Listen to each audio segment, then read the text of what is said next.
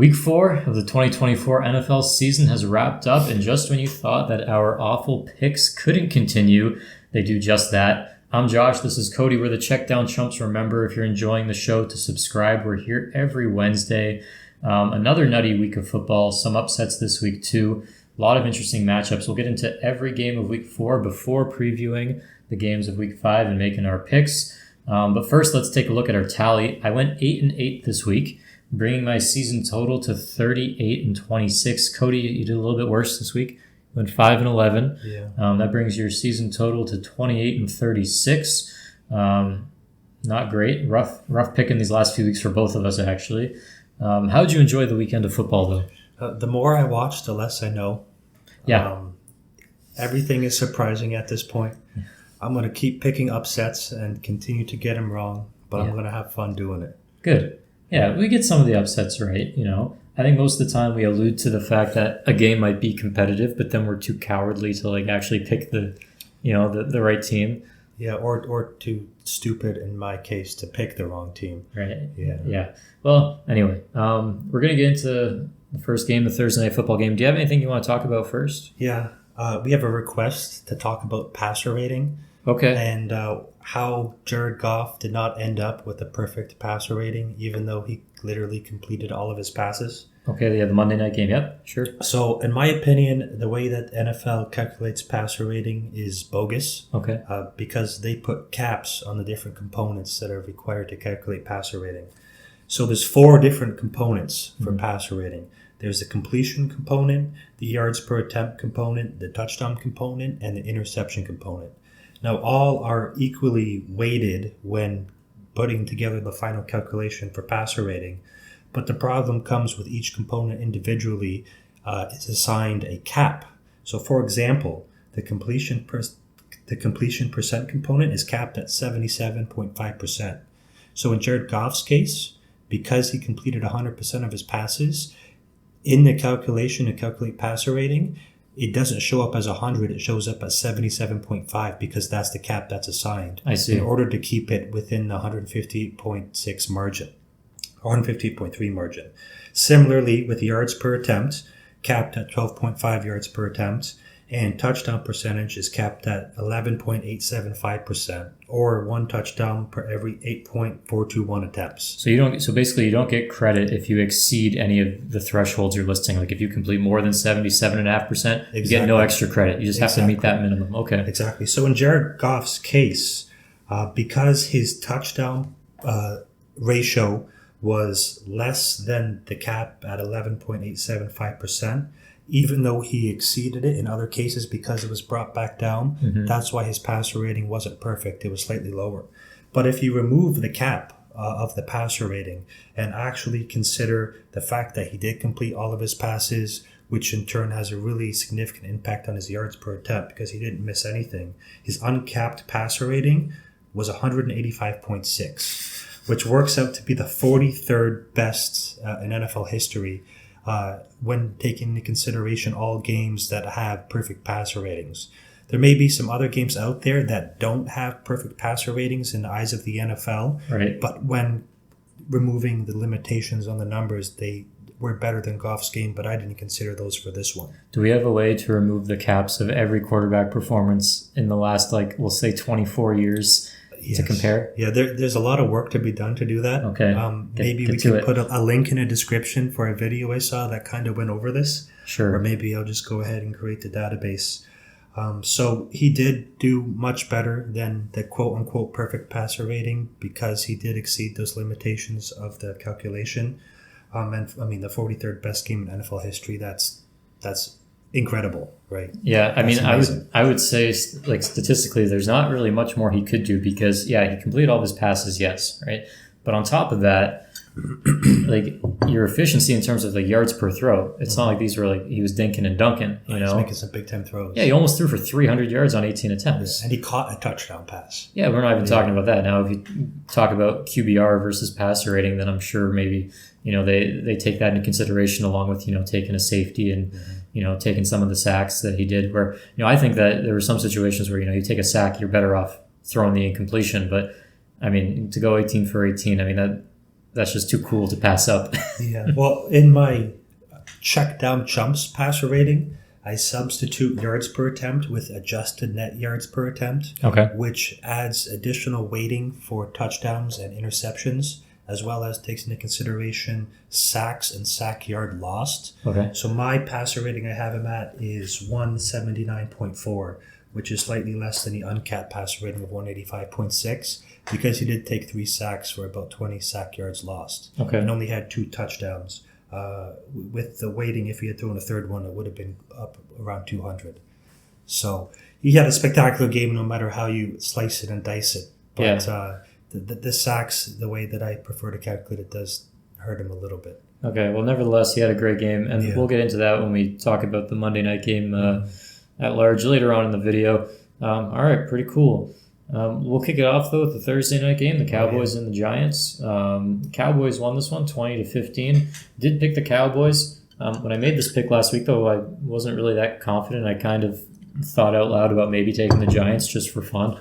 Didn't do that, though. Took the Cowboys. And watching the game, by the end of it, the streak had ended. Daniel Jones didn't throw a touchdown pass.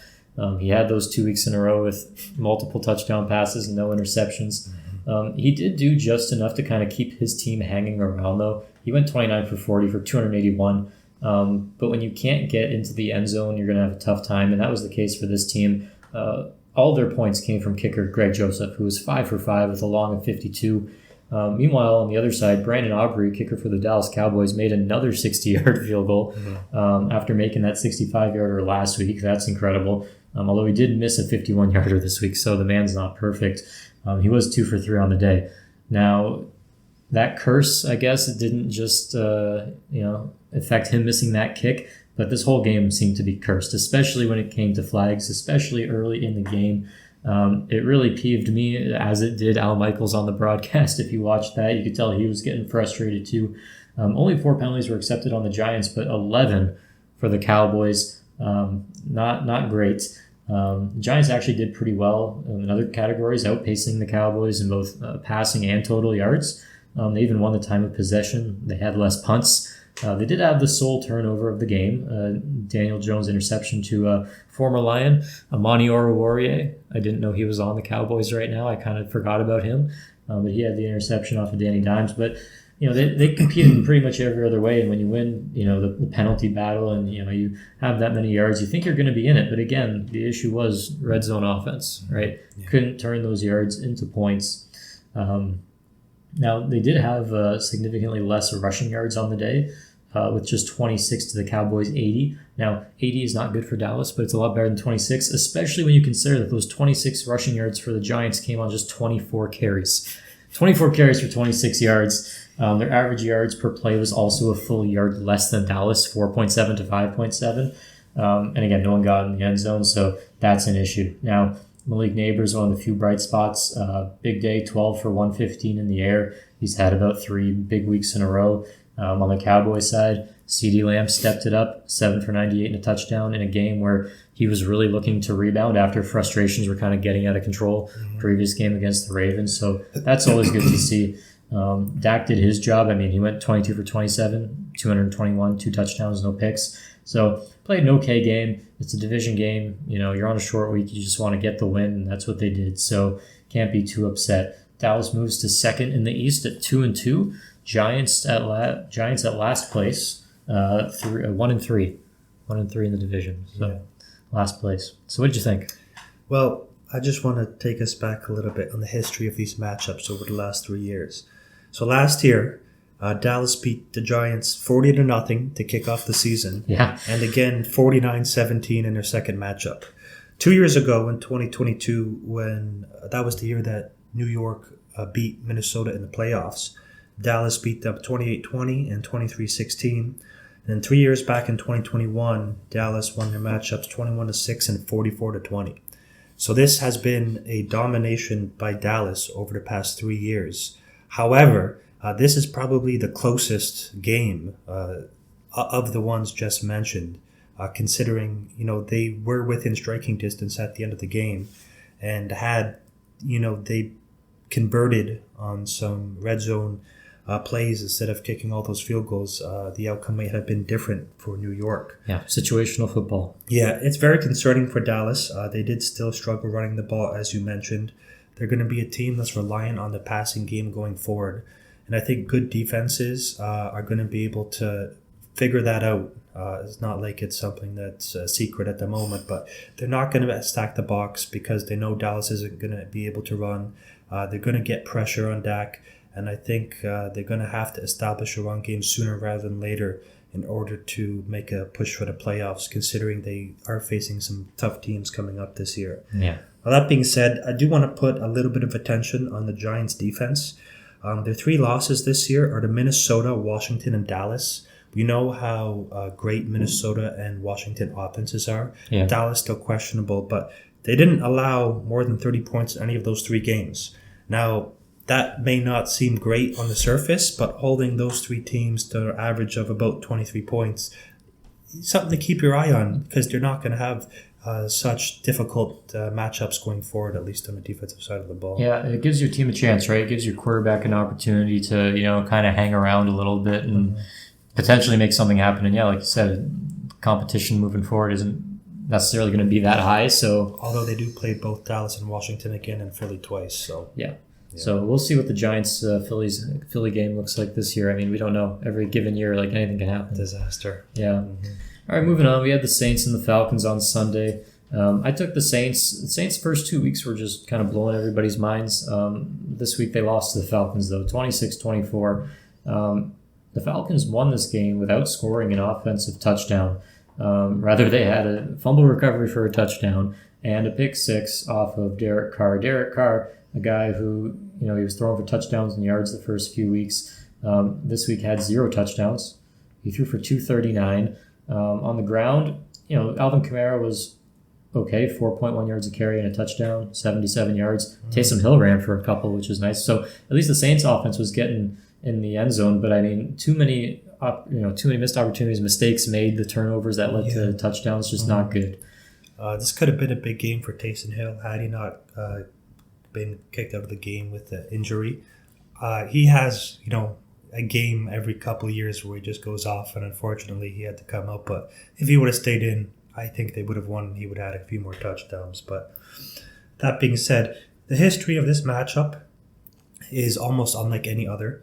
110 games played prior to Sunday, each team winning 55 games. So this is about as dead even as a matchup as it gets. But this was a weird game for New Orleans. I mean, there was the pick on Carr in the second quarter that flipped the momentum as New Orleans scored touchdowns on the first 2 drives. And then, fast forward into the end of the game with 4:01 left on the clock, 4th and goal from the 7, down 23-17. Instead of kicking the field goal, they go for it for a reason I can't figure out, and obviously they don't get it. However, they get the ball back with 2:35 left. Carr leads this spectacular drive downfield to score a touchdown to go up 24-23. And we all know that Matty Ice, not Matty Ice anymore, it's Kirk Cousins, who somehow has the league lead for game-winning drives with 2 through the first 4 games of the season, marching them down, and Young Ho Koo kicking the game-winning field goal as time expires. So a long one, Some poor decisions by New Orleans. I think they had this game in the bag, and they just choked it away. But with a divisional rivalry like this, going back dead even, anything can happen. Yeah, and the Saints now kind of playing more like the Saints that I expected this year. We know they have the potential because they have so much talent that, they can be an explosive team like we saw earlier this year. But for the most part, I kind of expected a Saints team that, they have potential, but most weeks they're either going to shoot themselves in the foot or, they're just not going to play up to their standards. So, they're 2-2 now. And this division, really, it's anybody's when you're looking at it between the Bucs, the Falcons, and the Saints. And hey, you can't rule out Andy Dalton at this stage of the season either. So it's really up for grabs, in my opinion. The Red Rifle, not the Red Rocket. Red Rifle, that's right. All right, next game we had the Bengals and the Panthers. Speaking of Andy Dalton, we talked about how this could be a revenge game for Andy Dalton. I think I talked you into making the pick to go with the Panthers. I stuck with the Bengals, though, and the Bengals won this game 34-24. Panthers put up more of a fight than I think they would have with Bryce Young in there.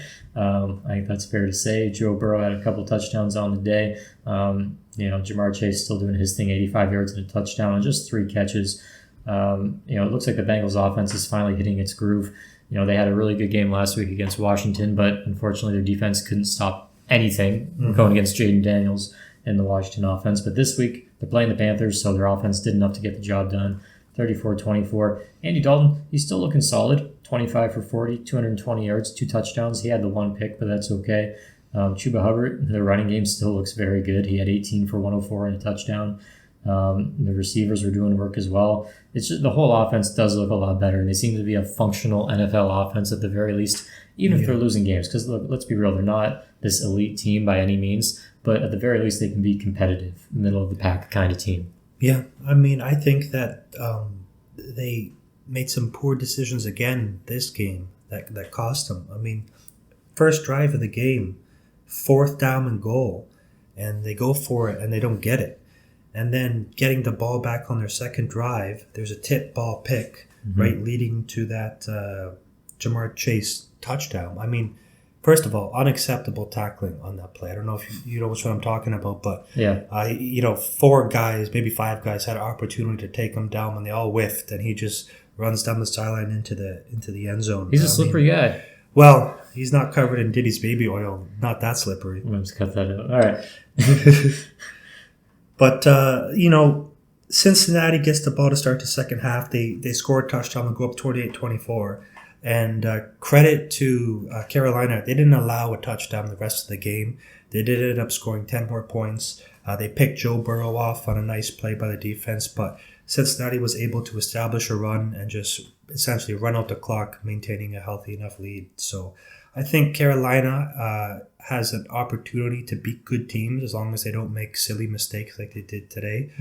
But again, I'm still concerned about how long Andy Dalton can last before questions start to arise as to whether he needs to sit and Young needs to come back into his starting role, because I don't believe he's going to be this efficient for much longer. Yeah, I mean, look, I know they're not winning anything this year, so I guess the question is, do you keep Andy Dalton in to be competitive just to put some kind of product on the field, or do you put Bryce Young in there to get him the reps if you think he's the guy of the future? If you don't, then you just keep him on the bench, to protect him so you can move him if that's what you want to do. But then if you're, planning on drafting someone else in the future, why are you trying to be competitive? It's an ugly place to be in. Yeah. You don't want to find yourself in that position. No, absolutely. For the Bengals offense, I'll just say this, I was impressed just with the balance they were able to strike. I mean, Joe Burrow had 31 attempts. They also had 31 carries as a team. Yeah. So perfect split, running and passing the ball. That's what you want to see. And they seem to have more efficiency running on the ground, especially with Chase Brown in this one, who had a couple of scores on the day. So always good to see. And the Bengals have a win. Yeah, same record as the Panthers. Yeah, somehow the Bengals and the Panthers have the same record. If they're going to dig themselves out of the hole, you got to start now, right? So 1-3, we'll see how the rest of the season goes. Moving on, we had the Rams playing in Chicago against the Bears. I think we both took the Rams in this one. The Bears won 24-18.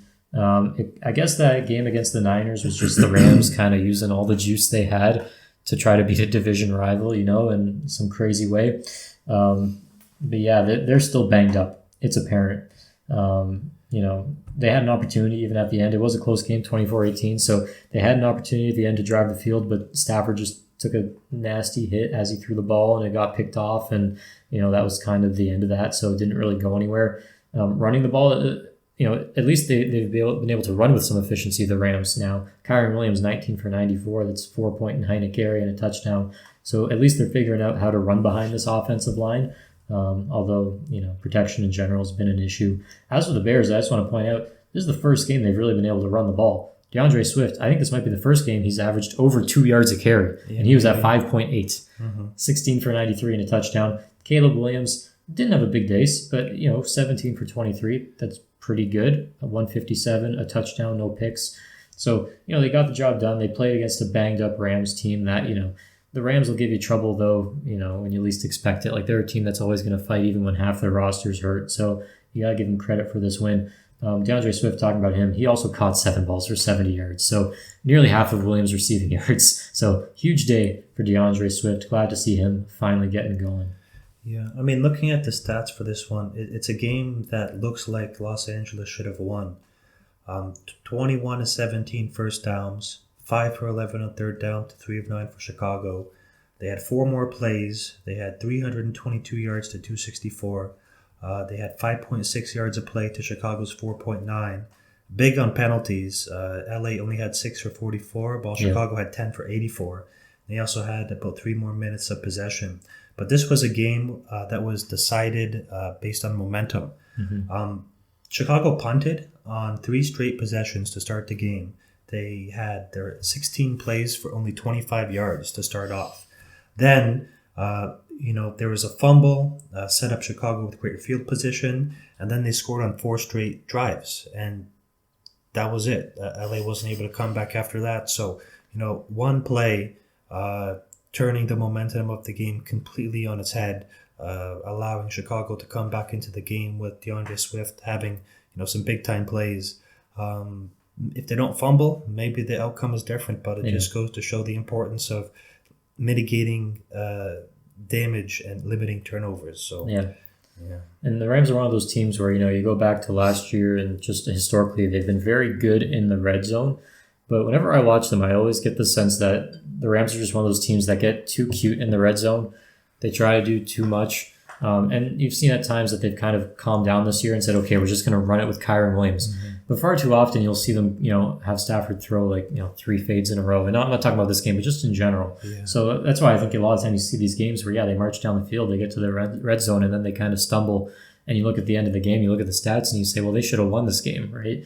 And it's just McVay, as great as a offensive mind as he is and a play caller as he is, I think sometimes they just get away from what works well a little bit too much when they get into the red zone and they need to score. So they are still very banged up. No doubt that if they were a healthy team, the outcome would have been different. But they got to find a way to scrape a few wins before they can get their guys back. Yeah, again, 1-3. They love having that one win in their back pocket. They got against the Niners last week, but I expect them to get maybe 1 or 2 more by the halfway point of this season, so we'll see.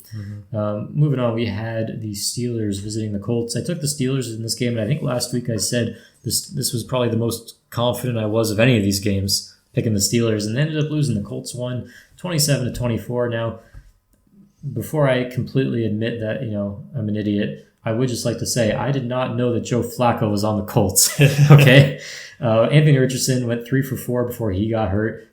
Just coaching malpractice, right? He sustained an injury, came out of the game, and on his first play back in the game, they run with the guy. They do a QB run, and he just gets hurt even more, and he has to leave. When you really stop and look at his game logs in his career, he's only played a handful of games. He gets hurt more often than not in games that he plays. It's incredible.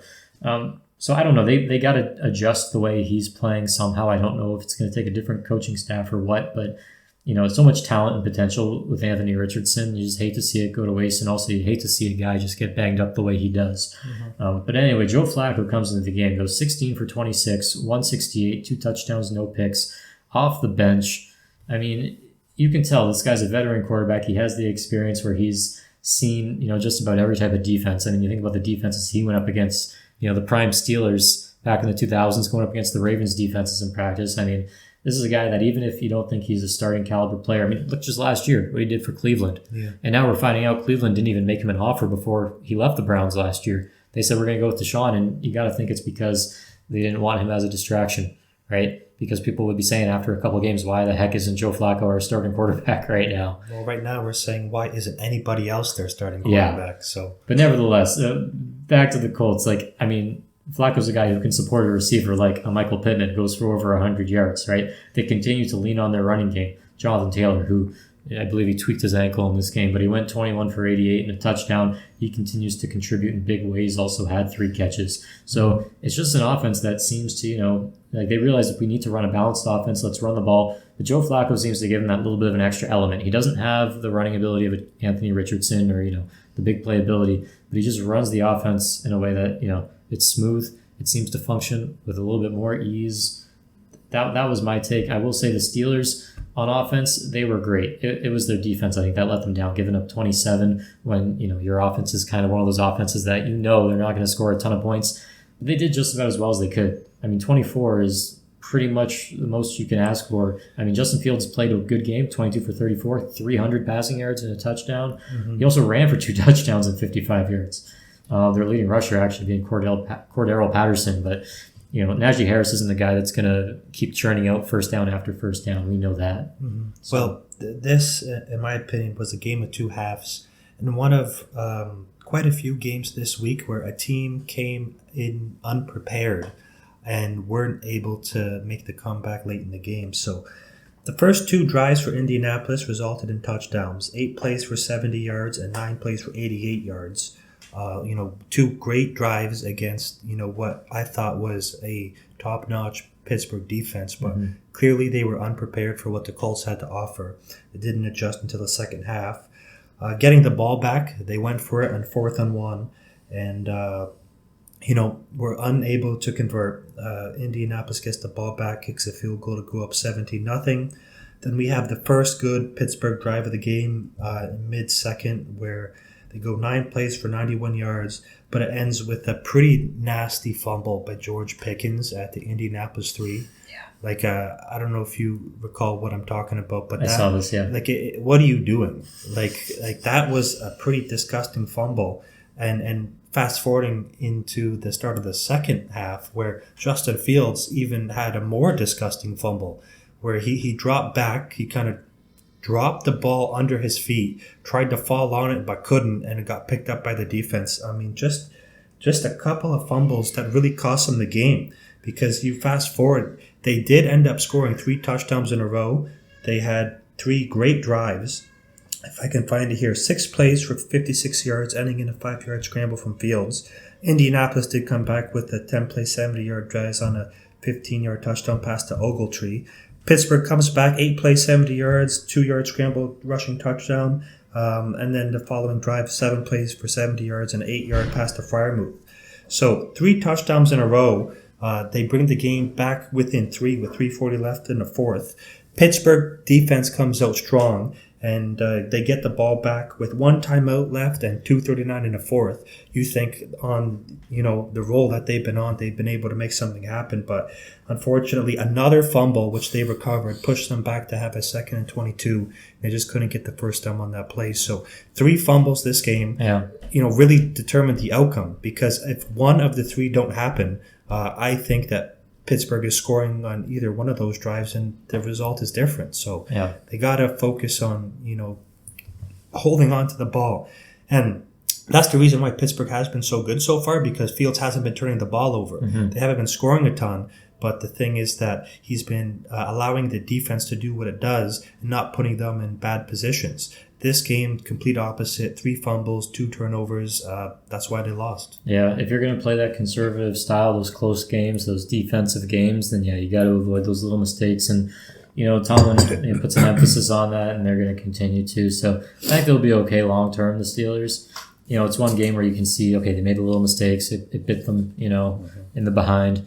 They'll be back. They'll clean it up. They'll be okay. Yeah. As for the Colts, what's going on with Anthony Richardson? Do we know at this point? I don't know. Yeah. But I think they'll be okay as a team with Joe Flacco. I think they'll be just as good. I think their ceiling's just as high. Well, maybe better. All right. Next game we have the Vikings in Lambeau Field visiting the Packers. I took the Vikings to win this week. I think you took the Packers this week, right? I did take the Packers, yeah. Kind of the opposite of the prior week where I lost a little bit of faith in the Vikings and took the Texans. They proved me wrong. I wasn't making that mistake again. The Vikings won this one, 31-29. Now, they did get off to a really big lead, and they let the Packers kind of crawl out of the hole. The Vikings scored 28 of their 31 points in the first half and then had that field goal in the fourth quarter to make it 31. The Packers, on the other hand, only scored 7 in the first half in the second quarter, and then scored 22 points in the fourth quarter of this game to come back. Jordan Love, his first game back, he's 0-2 as the Packers quarterback this year, whereas Malik Willis is 2-0, but you got to look at the level of competition, of course. Jordan Love wore his Brett Favre jersey to the game, and I think he did his best Brett Favre impression this week. He went 32 for 54, 389 yards, 4 touchdowns, and 3 interceptions. And again, a lot of those yards and touchdowns came in that fourth quarter where they were trying to climb out of the hole. And you can call it garbage time, but the fact of the matter is, if they don't miss one of those multiple field goals that they missed in this game, this is a Packers victory. So I don't think it's fair to say that this is, these are garbage time points or anything like that. Although, sometimes we do see teams take their foot off the gas late in games and let teams get back in it. I don't think that's what happened here. The Vikings were still throwing the ball late in the game, trying to, move the chains, maintain possession. They didn't look like a team who was giving up. It's just, the guys on the other side get paid to play ball too, and they're going to come back. And this was a division game. You're on the road as the Vikings. Just a tough fought game. So Packers really, they gave it their all. But, Sam Darnold, another 3 touchdown game, right? He did have the interception, and he had a couple balls that, were a little risky, but, he's a gunslinger. I liked what he did, 275 yards, 20 for 28. Ground game continues to be good. Aaron Jones continues to be a weapon. Jordan Addison with over 70 yards. Justin Jefferson with 85 yards. Both guys had touchdowns. Just from the Vikings, they did some things to confuse Jordan Love when it mattered the most, and they got those turnovers. Turnovers seem to be kind of the theme of this week, if we're being honest. Packers also lost a fumble. Vikings lost a couple of their own, but a lot of turnovers, 3 in total for the Vikings, 4 for the Packers. But the timing and the scoring and everything, you can see why it ended up being a close game, because overall in those categories they were very similar. Now in terms of total yards, the Packers outpaced the Vikings, but you got to score points at the end of the day. Well, another team that didn't come out prepared. Minnesota scored 3 straight touchdowns to start the game, and had 4 touchdowns on their first 6 drives. Also, muffed punt count number 1. Right, if that didn't happen, Green Bay doesn't score in the first half, and Minnesota potentially has another scoring drive. But just look at the first set of possessions here for Green Bay. Missed 37-yard field goal, interception. Missed 49-yard field goal, interception. Missed the 4th and 10 to close to the 2-minute warning, and then they end up scoring a touchdown on the muff punt. So 2 interceptions, turnover on downs, and 2 missed field goals to start the game. If they didn't have that muff punt recovery to score the touchdown, this probably would have been more of a blow, because I don't think they would have been so inclined to make a comeback in the second half. Now, Sam Darnold did throw the interception close to the end zone in the first drive of the second half, which did flip momentum even more in Green Bay's favor. And, of course, Jordan Love went on a tear in the fourth quarter. But had they come out prepared, which is my theme of the week, teams not coming out prepared, that's why I picked the Packers. I see potential in them to light it up, and they did, just too little too late, even though it was against a really good Minnesota defense. So I think Packers fans have to be impressed with what they saw. They just, need to come up prepared, right from the get-go going forward, and I think they're going to be okay. Yeah, and the Vikings now 4-0. Who would have saw that coming? I don't think I had them winning more than 2 games in my picks before the season. So who do we have now? We have the Vikings at 4-0. We have the Chiefs at 4-0. And that's it. I believe that's it. And the Jags 0-4. At 0-4. All right. Who says nobody's perfect? Yeah. Let's jump right into that Jacksonville-Houston game. Yeah. So I took the Texans. Right, they won 24-20. I don't think we gave that one very much thought. This was a game that the Texans had to score a late touchdown to kind of take the lead here. The Jags got up to the early lead in this one. Houston's a team that's struggling a little bit more than I anticipated. Now, I know that the running game has really struggled after that Week 1 performance by Joe Mixon, since Mixon's been out. They had a number of guys carry the ball in this one, but you'd like to see somebody get hot and just get into a groove, right? Get into the flow, right? Matriculate down the field, just kind of, control the clock, control those drives. Offensively, it's really just been the Nico Collins show every week. He has an insane amount of yards. He had 150 over the weekend and a touchdown. CJ Stroud's still playing well, but as a team, you want to see them flowing a little bit better than they are so far. As for the Jags, I don't care if they kept it competitive or not. You lost the game. Right, and you lost it to a rival, and we're getting to that point in the year where we've talked about it, right? Doug Peterson has to start answering some questions. Now, it's been going on for a while that Jags fans have been questioning who's calling the plays in Jacksonville, right? Is it Doug Peterson? Is it offensive coordinator Press Taylor?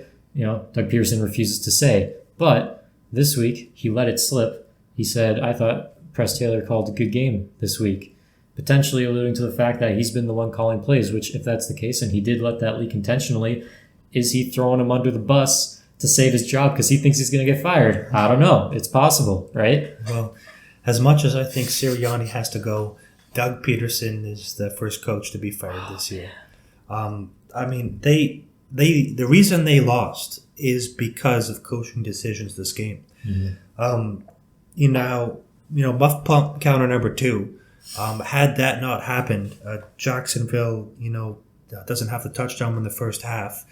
Because of the muff punt, however, the way that Houston dominated that first half didn't reflect in the score because Jacksonville did get really good field position and end up scoring a touchdown to close out the half, even though yardage-wise and time of possession-wise, Houston did dominate. Mm-hmm. However, they punted 5 straight possessions in the second half.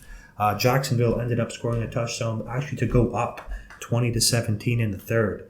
Now, that being said, this is where Jacksonville blows the game, in my opinion. Tank Bigsby, 59-yard run to get the ball within the 5 late in the third. Yeah. They have it 4th and goal, and they try a quarterback sneak from the 4-yard line. I'm not entirely sure what I was watching there with that play, but Trevor Lawrence had nowhere to go except directly into the arms of the defense and kick a field goal to go up 6 points. What are you doing? You just there's a lot of game left to play. You're just flipping momentum back to Houston, who of course ended up scoring a touchdown in the fourth quarter to win it.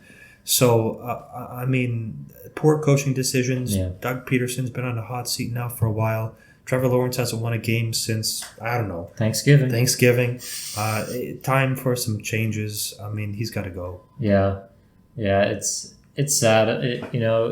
You thought this was going to work out. I thought this was going to be a match made in heaven. I remember the way Trevor Lawrence was playing 2 years ago, and even the first half of last year before he had that shoulder and ankle injury that he took basically at the same time. And it's hard for me to believe just watching him that something's not still bugging him. I don't know the whole story or what's going on with him. But between that and just like you said, the coaching, there's a lot of head scratchers, and it feels like everyone involved might just need a fresh start because this is.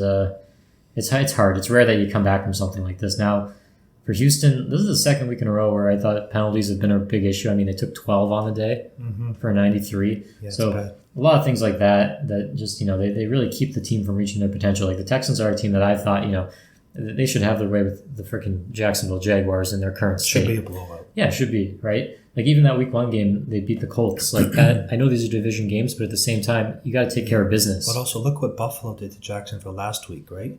That was not competitive. Yeah. You figure Houston would be able to do something similar, but Houston's a team we have high aspirations for.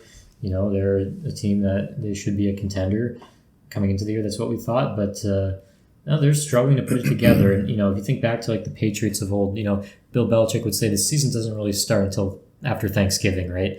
That's when teams, they start gelling, they put it together. Before then, you just want to win enough games to kind of hang around. Yeah. So you never know what's going to happen. The Texans are 3-1, right? So they're going to be in good position if they figure it out, but it's that if, right? They got to figure this out. They got to start looking like the team we know they can be. The next game we had the Broncos visiting the Jets.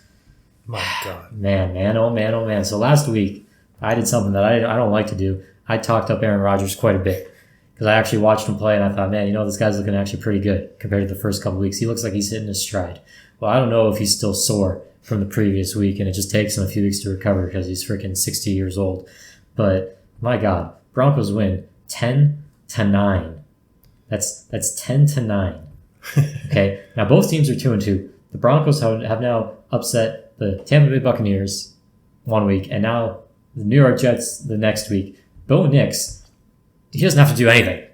Okay, he went freaking 12 for 25, so less than 50%, right? Yeah. 60 yards. Well, he had negative passing yards in the first half. Something like -7 yards or something on like 10 attempts or whatever the heck it was. He had a touchdown pass, right? Cortland Sutton had 60 receiving yards. Nobody else had more than 3. A couple guys had negative receiving yards, right? Now Javonte Williams. Forgot about this guy existed. 16 carries for 77, 4.8 yards a carry. Without him, this offense isn't functional. They also had Jaleel McLaughlin, 9 for 46, 5.1 yards a carry. So between those two guys, their backfield kind of resembles, an NFL backfield. So their offense has something, right? At the very least, enough to get them 10 points, which you don't think is enough to win a game. But the Broncos defense is apparently so good that they shut down Aaron Rodgers, right? So Rodgers goes 24 for 42. Not great. 225 yards, no touchdowns. Didn't have any picks because you know how Aaron Rodgers likes to protect the ball. He'd rather take a sack in those situations. But running the ball, where's Breece Hall? He had 10 carries for 4 yards. Yeah. What's going on?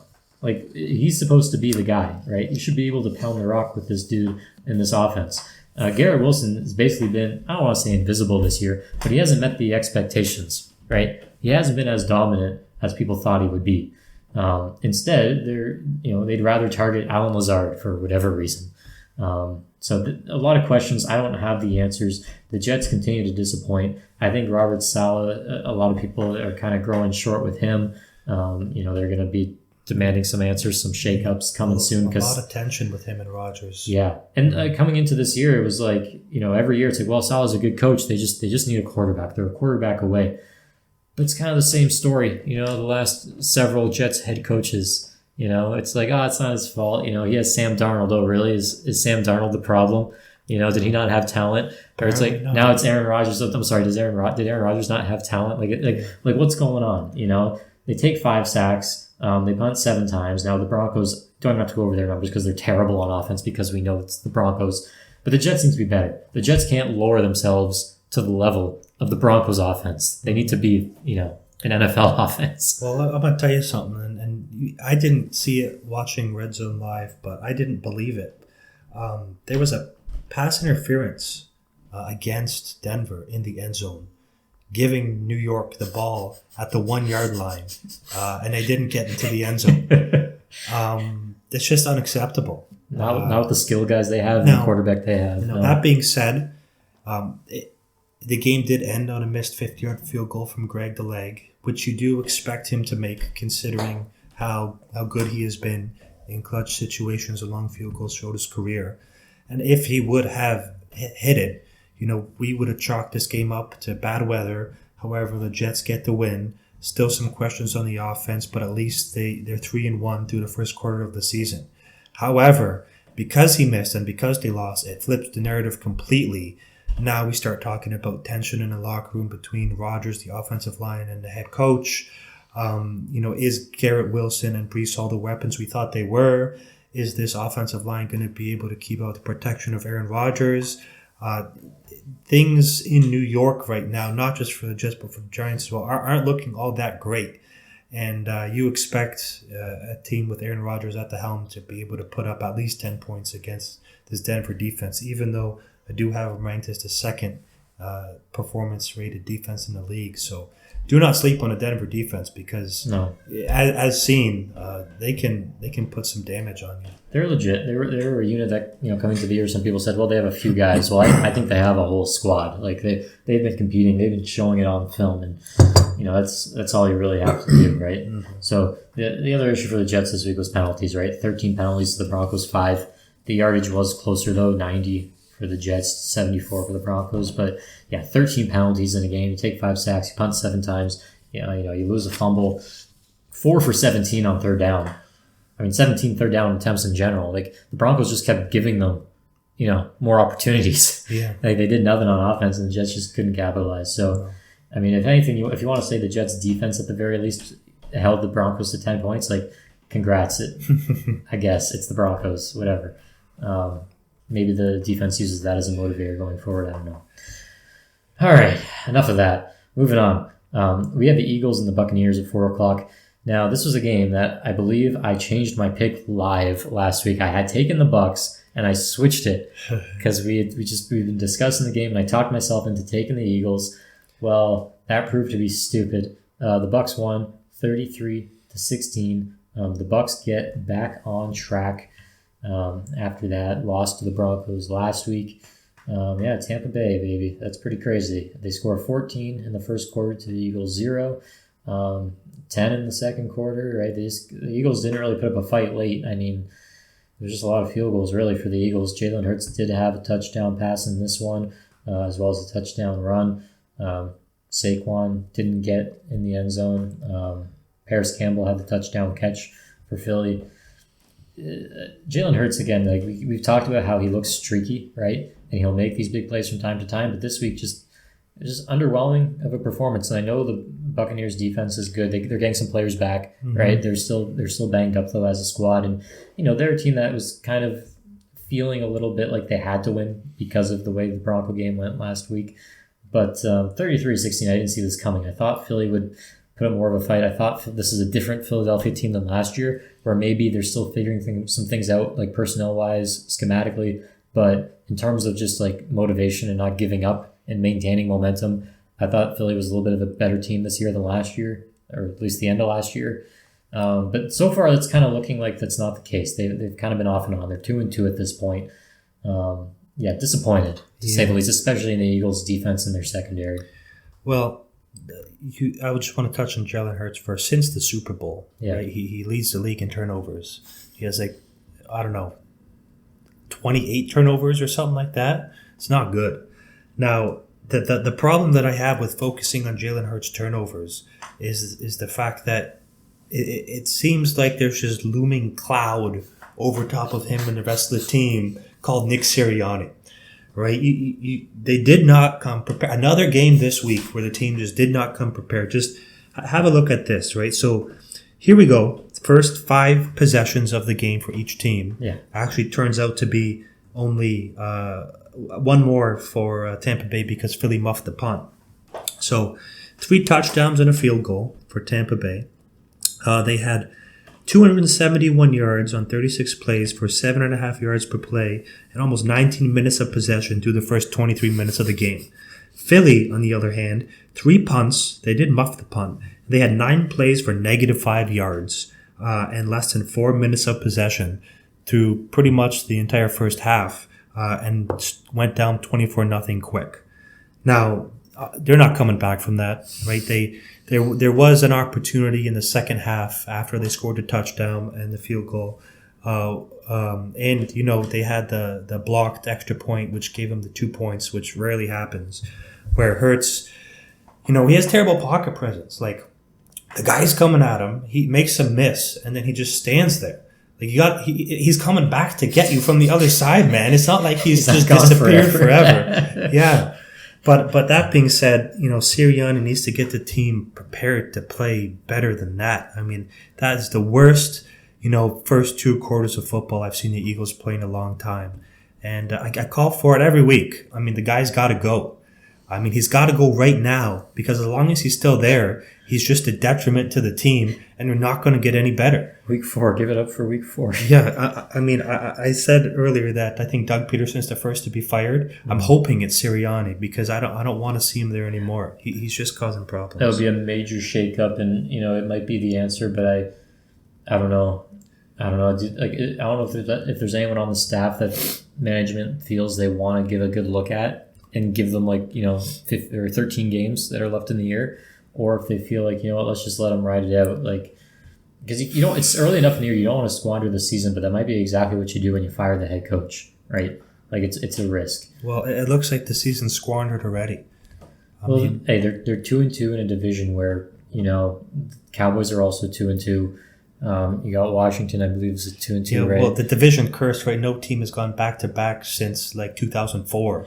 So Cowboys aren't winning it this year. I thought Philly was going to win because of the curse. I expected Washington to be good, but not as good as they are. So it looks like Washington's going to take the division at this pace. So I don't think anybody except Washington in the division is making the playoffs at this point. So, and we'll give our props to the Buccaneers. I mean, they doubled the Eagles' first downs, 29-16. Baker Mayfield got back on track. He had a great game, 30 for 47, 347 yards, 2 touchdowns, no picks. Bucky Irving and Rashad White, identical stat lines on the day, both 10 for 49 on the ground, although Bucky had the touchdown through the air. Mike Evans gets back on track, 8 for 94 and a touchdown. Just, Baker doing a great job spreading the ball around. Evans, Godwin, all kinds of players had a catch in this one. 1, 2, 3, 4, 5, 6, 7, 8 different guys caught a ball. Yeah, just for a team that, your fans are frustrated after last week, this was a good get-right game, I think, against a quality opponent. You might not agree that it's a quality opponent right now with this, coaching regime, but, I think you got to feel good if you're Tampa. Agreed. All right, moving on. We had the Commanders visiting the Cardinals. This was an interesting pick, right? We both took Washington. We were both pretty giddy about it, and it paid off for us. Washington won 42-14. Unbelievable, but man, okay, so 2 weeks ago we see the Cardinals, right? Well, opening week, Cardinals almost beat the Bills, right? It's a close game. They kind of impress us. The next week, they blow out the Rams, 40-10, whatever it was, Absolutely insane. We're thinking, oh man, the Cardinals are the real deal. Our perception of them was completely wrong. The Lions beat them, right? Week 3. I didn't see that coming. I would actually pick the Cardinals to beat the Lions. And now the Cardinals just get absolutely curb stomped by Washington, 42-14. The Cardinals are now 1-3. The Commanders, I said earlier the Commanders are 2-2. They're 3-1 at this point. Mm-hmm. Their only loss was week 1 to the Bucs, and that's in your quarterback's first game of his career.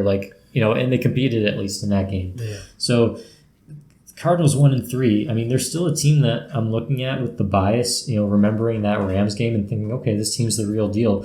But they're 1-3. And they just got blown out by Washington. Now, Jaden Daniels had another exceptional game. He had the interception, yes, but he was 26 for 30.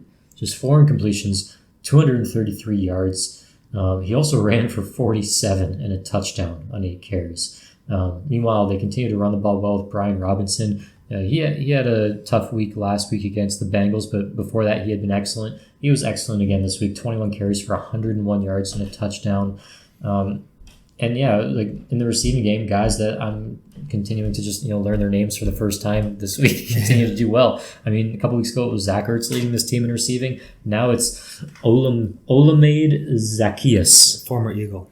He's a former Eagle? Yeah, did not play this good for Philly. Okay, well he had 6 catches for 85 yards. Scary Terry, 7 for 52 and a touchdown.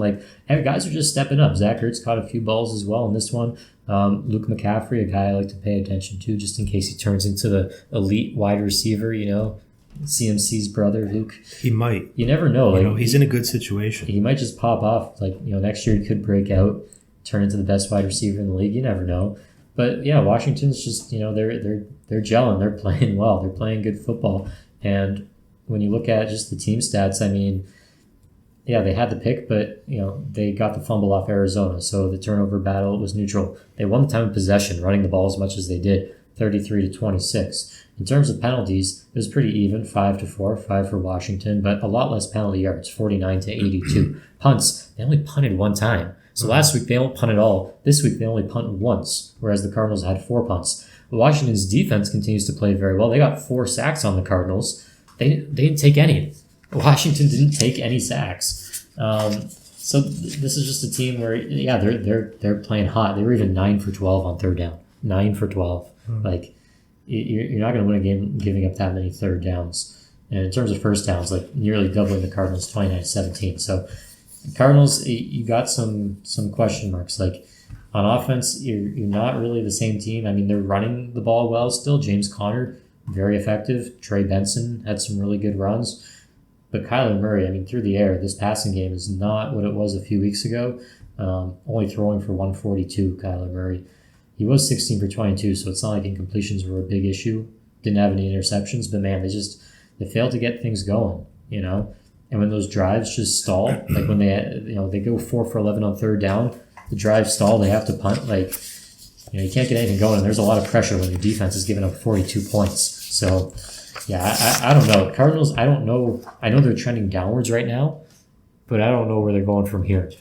Yeah, I agree with what you said about Arizona, but I want to spend the time talking about Washington.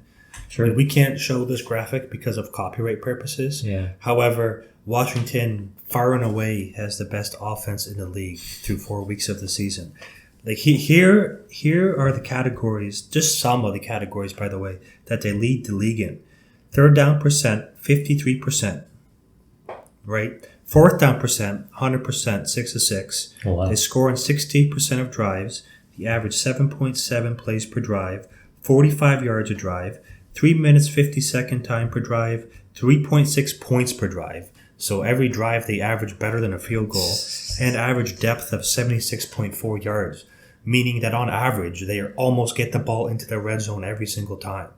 So, I mean, at this point, the question that I have is when is it going to slow down? Like 2 dominant offensive performances in a row. Yeah. Going back to week 2 against New York, remember, they didn't punt in that game either. Yeah. They just kicked all the field goals because they couldn't get the ball into the end zone, but they were moving the ball like crazy. But this is them improving, right? Yeah, but I mean, 3 weeks in a row, I think they only had 1 punt, right? It's 1 punt over 3 weeks.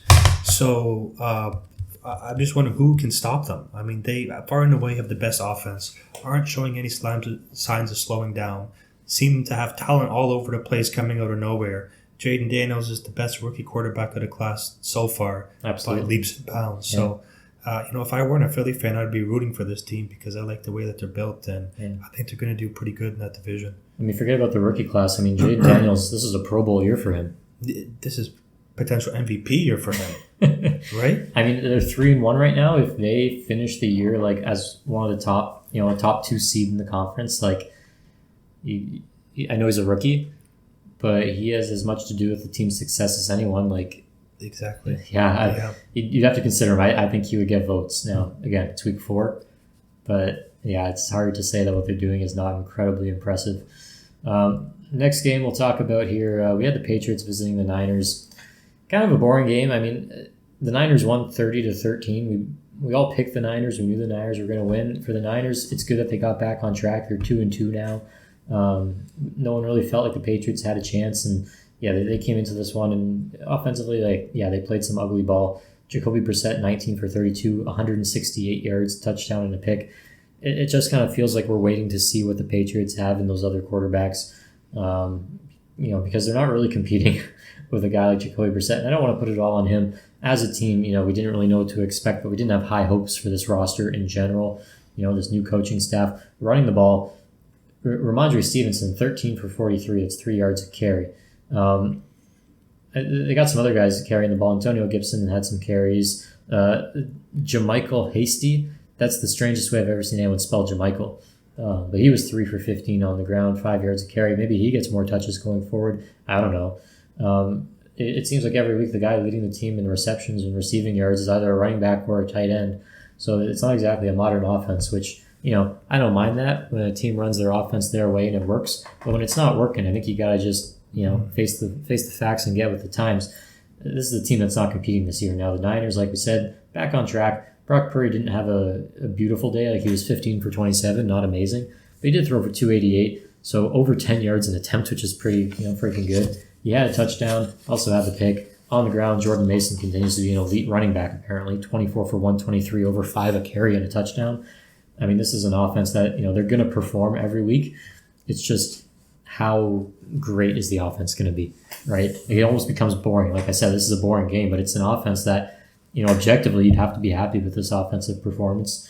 You can't complain too much. Juwan Jennings continues to be a guy, 3 for 88. They got Deebo Samuel back. He only had 3 catches in this game, 58 yards. He did carry it twice for 14.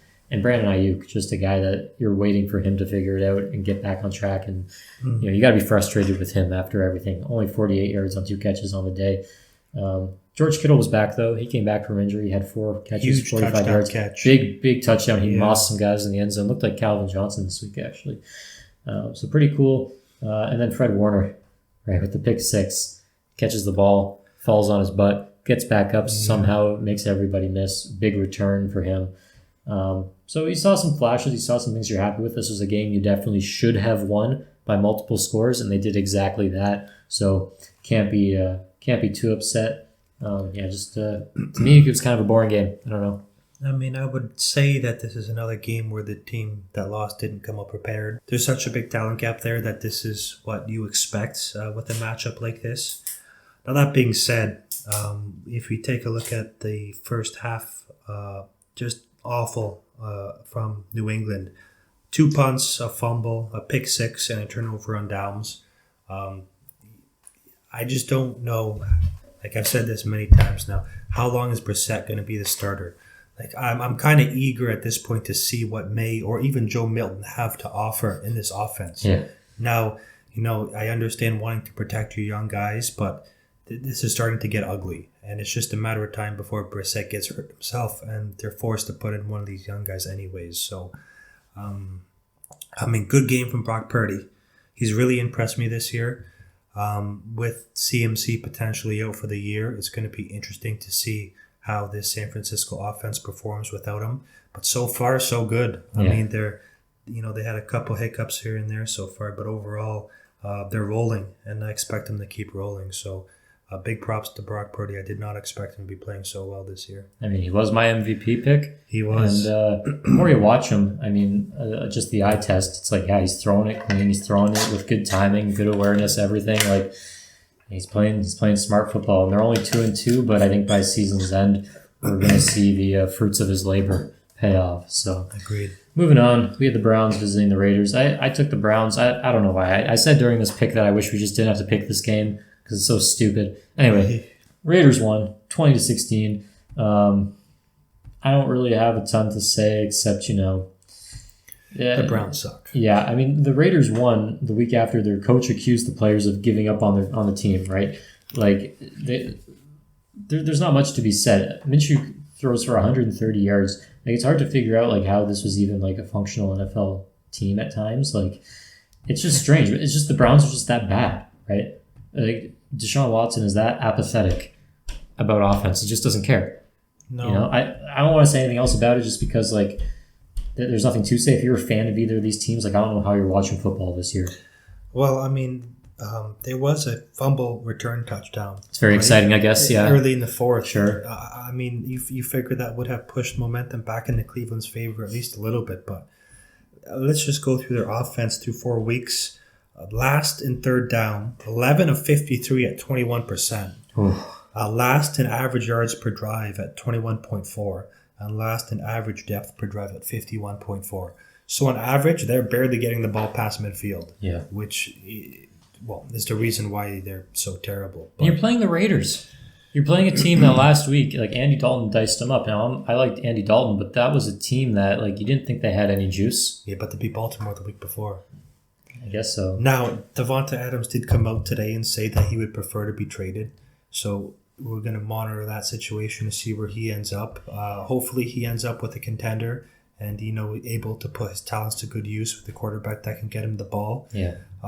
Rumors I'm hearing floating around are Kansas City with the wide receiver situation they have there after Rashee Rice goes down. Yeah. And New York teaming back up with Aaron Rodgers. So we'll see. It'll be interesting to see if he moves away. That's what the Jets are missing is a wide receiver. That'll solve all their problems. All right, moving on. We had the Chiefs at the Chargers. Chiefs are 4-0. They won 17-10. I took the Chiefs solely because it's the Chiefs, right? We know they have that magic. And, this was a one-score game, right? Now, the Chargers, they scored 10 points in the first quarter, and that was it. That's all they did. Now, we know Justin Herbert came into this one. He had that high ankle sprain, right? I believe it was. And we weren't sure if he was going to play. For him, I'm pretty sure there was no doubt in his mind he was going to be out there, and he played through it. So credit to him. He went 16 for 27, only 179 yards and a touchdown, no picks. But that's kind of the stat line that we've come to expect from him this year, given just the philosophy of this team under Coach Harbaugh. Now, one thing I did mention last week, Chiefs defense, very good against the run. They really seemed to shut down Bijan on the Falcons the prior week, had some success against him. And so we're looking at the Chargers saying, okay, well, Dobbins got shut down last week against the Steelers. Can the Chiefs repeat that? And sure enough, they did. J.K. Dobbins, 14 for 32, 2.3 yards a carry. Gus Edwards didn't do much better, only 3.2 yards a carry. So when you can't run the ball and you're putting it all on your quarterback who's got the high ankle sprain, you're playing against this defense, and this is really just a run-first team. They had 24 carries on the day.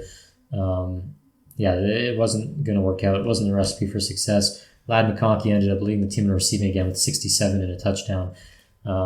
This was a low-scoring affair, division game. Chargers are now 2-2. I think really the long-term health of their running back room and their quarterback, that's going to basically dictate how this season goes. So we're hoping Justin Herbert's, continuing to be okay and he rests up and all that. As for the Chiefs, I mean, Patrick Mahomes, how many games is this in a row with an interception from this guy? Quite a few. It's like 8 games in a row or something stupid. He continues to underwhelm. I actually benched him this week for Andy Dalton in fantasy. Ended up being the smart move. Yeah. Andy Dalton got 0.4 more points. Smart. Yep. Yeah, good call. And with Rashee Rice going down, Travis Kelce kind of resumed his role of that safety blanket, of that guy, the go-to. He had 7 catches in this game for 89 yards. Travis Kelce hasn't done anything this year. So with Rice going down, I mean, yeah, Kelce, it's just proving my theory that Kelce, he hasn't dropped off. They're just saving him for late in the year because they don't think his 35-year-old body can last a whole season and be effective in the playoffs. Mm-hmm. And I think that's just proving the theory because he still looks good. He still looks okay. They're just targeting him now out of necessity. So I think this was just them preserving him. Now, big story. You lose Isaiah Pacheco. You bring in Kareem Hunt, guy that we remember led the league in rushing yards as a rookie, 8 years ago, whatever that was, when it was Alex Smith at quarterback. He comes back. He carries the ball 14 times for 69 yards. It's 4.9 yards a carry. Catches a couple balls too. I mean, yeah, Kareem Hunt back in Kansas City. That's pretty crazy. And then Xavier Worthy, of course, 3 for 73. The big touchdown on the day, the speedster. You think, okay, are the Chiefs getting back to that deep passing attack with him? You never know. I mean, that's what's been lacking from this offense the last couple of years. So we'll have to see. Yeah, well, this is the first game this year where I can definitively say that the Kansas City offense outplayed their opponents. Yeah. Now, that's not saying much considering, how poorly the Chargers played. Yeah. But, I mean, they did go down 10-0. I think it was in the first quarter. Yeah, and they came back and win. I think I saw a stat the other day where the last 12 games where they've been down by 10 points, they've come back to win. Something crazy like that. When they're down exactly by 10, then they've gone 12-0 or something like that. I believe Mahomes is the only quarterback in the league with a winning record in games where he was down by 10 at some point. That's crazy. I mean, the other stat here I have is in the last 25 games, they've held opponents to under 28 points. So, I mean, if you can, I think they've only scored 30 twice in that span. So, if you can score 30 on the Chiefs, you have a pretty good shot at winning. But it's that defense. It's just, that defense now. You think going back a couple of years, it was the offense that was the reason for their success. Now, last year into this year, the defense is so great that, they don't have to score a lot in order to win as long as they can keep it competitive. They have Mahomes, Kelce, Reed, which always seems like it's just enough to get the job done in the end. Or as I like to call it, the dark magic triad. This ain't 2018 anymore. No. This is a team full of guys that are experienced. They play situational football, and that's why it just seems like, they're getting the points they need at the right time, just enough because it's that smart situational football that they play. And it's frustrating because sometimes, the refs are playing smart situational football too. I'm not saying this week, I'm just saying in general, when the Chiefs don't get it done, sometimes that's a factor. I don't know, just putting it out there. That's part of the magic. But I mean, not making any allegations. But I mean, with Rashee Rice going down, which was unintentionally caused by Patrick Mahomes. Oh yeah, let's talk about this for a second. So disgusting interception, right? Travis Kelce's bracketed over the top and underneath. Mahomes forces it to him anyway. Not a good decision, but it's a bad throw. It gets picked off. Patrick Mahomes goes low for the tackle, right? Mm-hmm. Targets his knees, which is fine. That's how you got to make a tackle as a quarterback. I think it's kind of stupid, but and then inadvertently, because he's not looking at the guy he's tackling. Stupid mistake, right? Look at the guy. I don't care if you're a quarterback. I don't care if you're the kicker, right? Yeah. Matt Prater, tackling Trident Holiday, lays him out on the sidelines on a punt return. Patrick Mahomes, what are you, 240 pounds? He's a big dude. He's a big guy, yeah. Tackle him. Look at who you're tackling. Don't just go shoulder to the knees and then take out your teammate and tear his ACL. This is only a story because he took out his teammate. He could have tore the DB's ACL. Well, nobody would care, really. Because player safety only extends to quarterbacks, I guess. I don't know. But, I mean, this can go in one of two ways. It changes the magic that the Chiefs have because Mahomes made a really awkward and goofy play that caused his teammate to go down. Yeah. Or because of the injuries to the offensive weapons, they bring in some talent at the deadline, like I mentioned previously, Devontae Adams. Also, I heard today the possibility of Tyreek Hill wanting to go back to Kansas City if Miami decides to sell because of the way that their season is going. So, I mean, you sacrifice Rashee Rice and Isaiah Pacheco, you bring in Devontae Adams and Tyreek Hill. I mean, I'm not saying it's going to happen. And Kareem Hunt. But, Kansas City's, regardless, they just find a way. So look, they have some pieces on offense. They have some weapons. I think they probably bring in somebody for depth at wide receiver, but it's very rare you see these splash plays happen. So I'm not anticipating it. If it happened, it'd be pretty crazy though. Yeah. So we'll see. Moving on, we had the Sunday night game, Bills and Ravens. I was just dead wrong. So I was surprised that the Ravens were favored by a couple points. I took the Bills. I knew it was two powerhouse teams, but man, the Ravens just destroyed the Bills. They won 35-10. I mentioned this last week. I said the Ravens have found their winning formula, and that formula is running for 270 yards on the ground.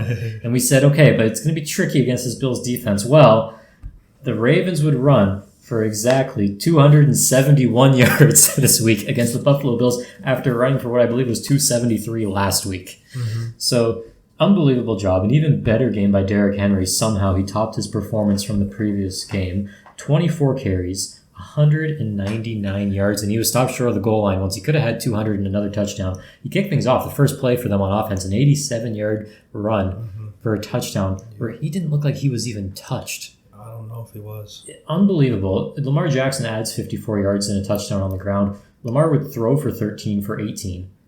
So pretty good. Only 156, but 2 touchdowns, no interceptions. When you look at the breakdown of how this passing game worked, of Lamar's 13 completions, I believe 9 went to running backs. 9 went to running backs and 1 went to a tight end. So he only had 3 completions to wide receivers. Justice Hill had 6 of the catches. Derrick Henry has 3. So 9 of your 13 throws, or 9 of your 13 completions are to the backs. Zay Flowers, 1 catch for 10 yards. Aguilar, 2 catches for 10 yards. The most catches of any receiver on the Ravens. Who would have thought? Nelson Aguilar. But again, 2 for 10 yards.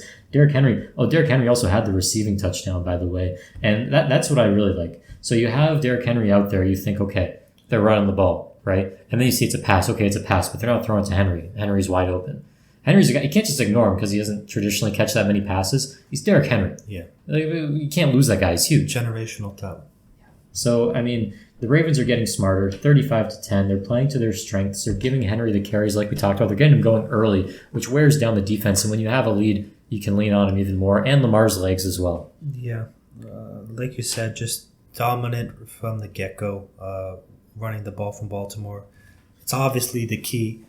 Now, going into the game, the reason I had picked Buffalo was because I thought that if Baltimore were to go down early, they wouldn't be able to rely on the running game to get them back in, which would force Lamar to throw more, which, not saying that isn't a good option, but it's just not as good as running the ball. So seeing that first play, yeah, well, another team that didn't come prepared. Like what are you doing? Like 3-0, right? You don't have a matchup against a quality team yet, but you put the beat down on the teams that you did play. Mm-hmm. You have, the MVP favorite after week 3, not saying much. You have a top 5 ranked defense. You expect to come out and at least touch the running back on the first play of the game instead of letting him go 80 yards for a touchdown, but I guess not. Now, that being said, 6:29 left in the third. Buffalo had the ball at the 50, and they were only down 21-10 at that point. Mm-hmm. And that was the first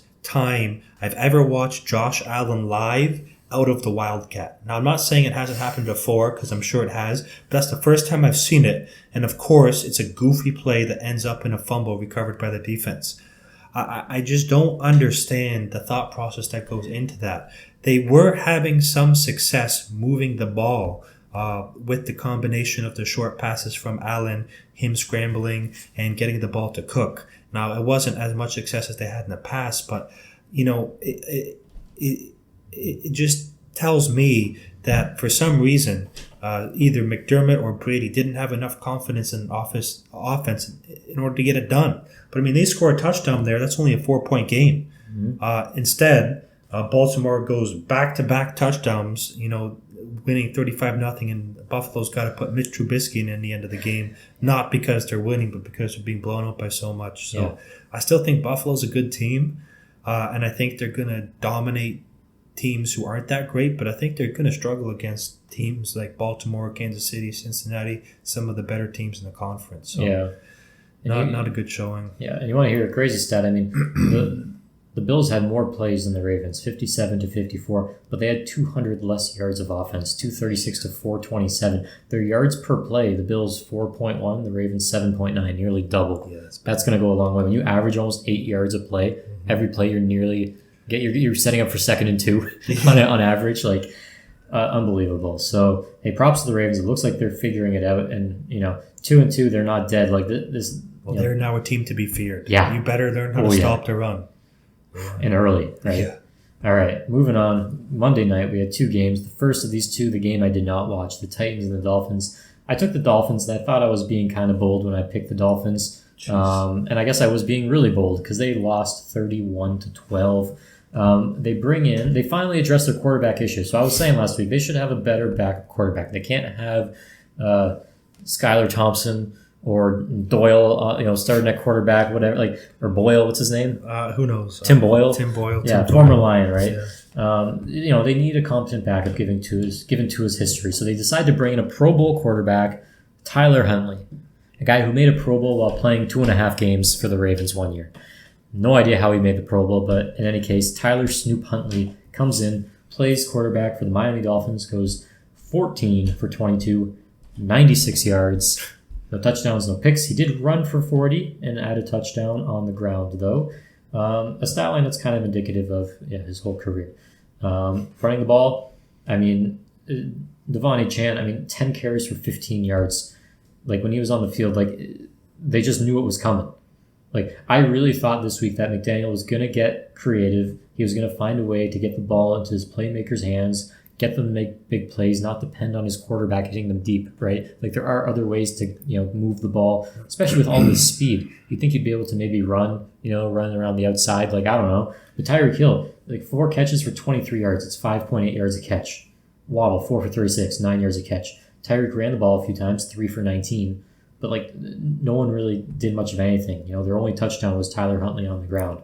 So, offensively, and offense is the identity of this team, or it was supposed to be, and it should be with all these weapons. I don't care if you don't have Tua. You got so many guys that run 4.2s, just run by everybody. What are we doing? Come on, coach, scheme it up. Maybe I'm making it sound easier than it needs to be. I don't know. Yeah, well, maybe just team just isn't as good as we thought.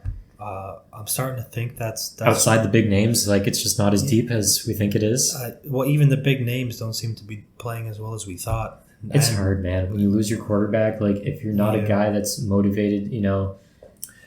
The Lions are a team where if Jared Goff got hurt, I have no doubt in my mind that team would still rally around the backup, right? Yeah. That team has so much talent. Guys know, they don't have a lot of time in this league. They're going to give it everything. I'm not that familiar with every player on the Dolphins, and I'm not saying guys are quitting on the team or anything like that. But it is possible that, you're only giving 100% instead of 110% when you know that the season kind of looks hopeless because your quarterback is, on life support somewhere. Yeah. So, I guess let's give some credit to Tennessee. Mason Rudolph came in for Will Levis after another horrible interception. This is the real reason the Titans won. Right. Will Levis plays, the Titans lose. Yeah. Anybody else plays, the Titans win. Seemingly, but what happened to Will Levis actually in this game? He sucked. I don't know if he got hurt. I didn't see that happen, but he threw an interception literally right into the hands of the defender because he didn't see him there, and he went to the sideline and you could see him wording, "I didn't see him." So a la Sam Darnold a few years back, he's seeing ghosts out there. So maybe he makes a turnaround like Sam Darnold does in a few years, and my pick for him to lead to leading passing yards is just a few years early. You got to remember, he's only played a handful of games in his career, right? Yeah. And it's been for the Titans for multiple coaches. This isn't personal, Will, if you're listening, because I know a lot of people listen. I picked it to start the season, Will, but regardless, these teams now are teams that nobody's going to talk about. I think the Dolphins probably look at selling. I mentioned Tyreek back to Kansas City. Probably be best for everybody, but I just don't really think that too much time is going to be spent on these teams going forward. Yeah. I will say Tony Pollard for the Titans, he had a good week 1, and since then has been very kind of underwhelming. He had a good game, and, so good for him taking advantage of a team that's kind of, low spirits, I'll say. I was going to say bad, but, 22 for 88, 4 yards of carry and a touchdown. Good for you, Tony. Getting back on track. All right. Final game, we had the late Monday night game. The Seahawks in Detroit playing the Lions. Took the Lions. I said I was all in on the Lions from here on out. Lions win 42-29 in one of just the craziest games that I've ever seen. We talked about it a little bit at the start of the show just because, of the storyline, the main storyline being Jared Goff being absolutely perfect. Jared Goff today, on Monday, 18 for 18. 292 passing yards on those 18 attempts. 2 touchdowns, no picks. He also caught a touchdown for 7 yards from Amon-Ra St. Brown, a beautiful floater. He beat his man. Man, that linebacker was like frantically trying to get to him in coverage. Like he was like he knew he got burned. He did pick up on what was happening. He just picked up on it too late. Yeah. Running the ball, man, this team, I made note of it. This team every week is trending more and more towards just running under center and play action for the whole game. They had a couple of plays out of shotgun. They had a shotgun run where I said this isn't going to work, and then it got blown up. Well, early in the game, I think we mentioned it that Goff got sacked out of the gun. Yeah. And we said Goff doesn't look good under the gun. Yeah. Yeah, we did. Yeah, that's right. But they're learning like, okay, no more messing around. Let's do what we got to do. They ran the ball very well. And this was a game they didn't have their all-pro center, Frank Ragnow. He had a torn pec. They moved Graham Glasgow from left guard to center. Backup left guard comes in, does a heck of a job. What the heck's his name? Ayahuasca? Lions? No, that's that stuff that Aaron Rodgers be doing out in the jungle. I can't say this guy's real name. Kayode Awosika. Props to you. I'm so sorry I can't say your name, but man, you had an amazing game. Like coming in, it was really like we had 2 backups in there, right? Because you had the backup center, Graham Glasgow, who's the regular starter at guard. It's not really fair to call him a backup, but he's not the regular center. And then you got the backup guard. And this offensive line was just brilliant. I mean, Jared Goff was perfect. He didn't throw an incompletion. Jameer Gibbs, 14 carries for 78. That's 5.6 a carry and 2 touchdowns. David Montgomery, he only ended up averaging 3.3 yards a carry, but he was over 4, and then he had a couple of carries at the end where he's got met in the backfield towards the end, knocked him below 4 yards a carry. Not a big deal. Montgomery also had a 40-yard catch and run where he basically turned into Marshawn Lynch. It was unbelievable. So both running backs having amazing days on top of Jared Goff. Receiving, Jameson Williams only had 2 catches, but one of them was a 70-yard touchdown where he looked like the fastest man alive.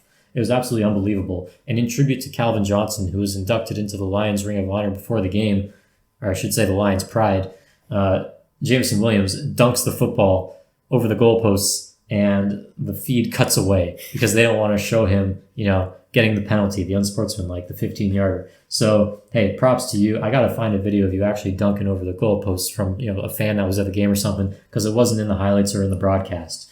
Other guys that stepped up, Tim Patrick, he was moving the chains. Amon-Ra St. Brown, he had the touchdown pass, and he caught a touchdown, a nice toe drag swag.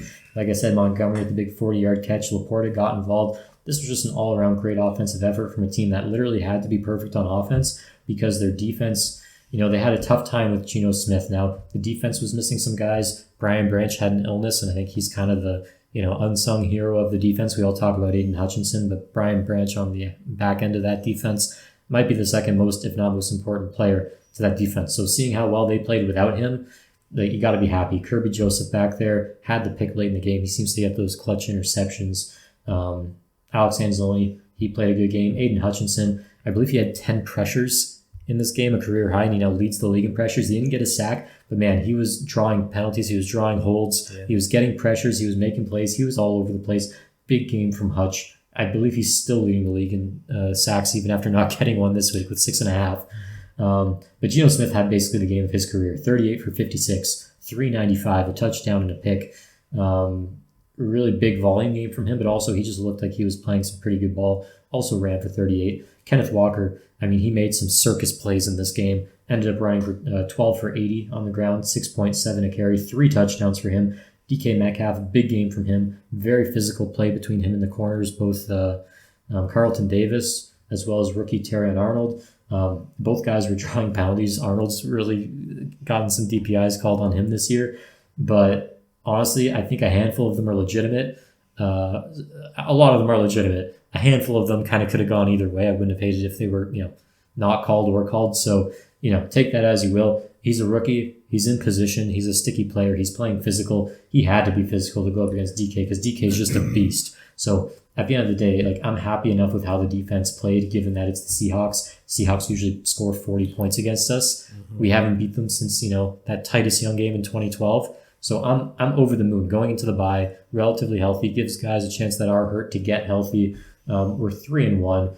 Yeah, the Vikings are 4-0 on top of the division, but we're coming for them. Yeah. We're gonna get there. So great game all around. I was happy. Yeah. Well, our Super Bowl pick was Detroit over Baltimore. Both teams now hitting their stride, but also they are very efficient. Run the ball a lot, don't throw a lot, but when they do, it's very efficient. Mm-hmm. But yeah, there's not much to say. I mean, I went back and tried to see like if Seattle didn't make a couple of mistakes, like the DK fumble in the first half and kicking the extra point instead of going for 2, but it really just didn't matter. Detroit's offense was just so good that it didn't seem to matter what Seattle did. No. Detroit was always going to win this game. That's coming against going into week 4, a number 1 performance-rated Seattle defense. Yeah. So very surprising. Seattle was banged up on defense. Like we'll mention that. They had some guys missing on the defensive line. Some defensive backs got hurt. I believe Witherspoon got hurt during the game.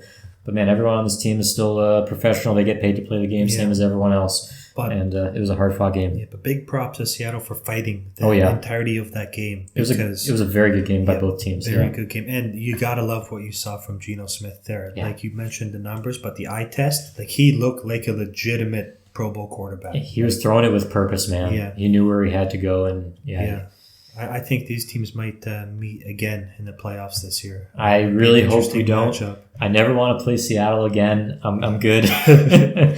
And the Lions, you think back to that, the last time these teams, I don't know if it was the last time they met on Monday night, but it was a Monday night game when these teams played. Mm-hmm. Calvin Johnson's final season, that ugly ending didn't end the way we wanted. Calvin Johnson getting inducted tonight, or the Monday night, into the Lions Ring of Honor. The Lions just had to win this one for him.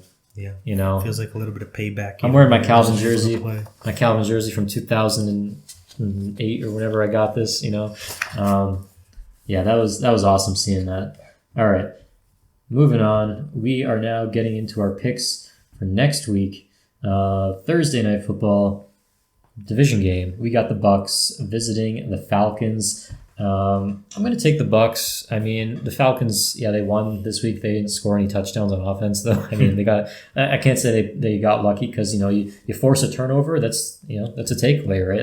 That's a play that you made. So credit to them, but I just think Tampa Bay, they're hot now. They after that Broncos loss 2 weeks ago, I don't think they want to lose another game. I'm not saying they won't, but man, they're going to play like they're on fire. I can't see them losing this one.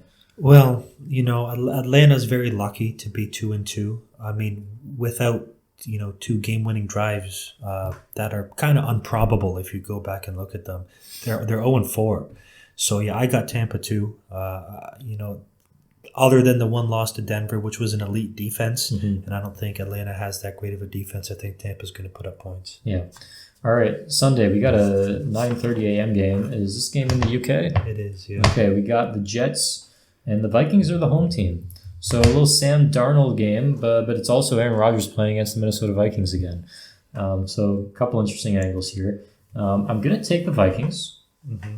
The Jets, I mean, you got embarrassed last week. You're on the road, but hey, both teams are on the road, right? So who's going to suffer more? When you think about it, the Vikings have more to lose. They have further to fall, traveling to another country, the jet lag and everything.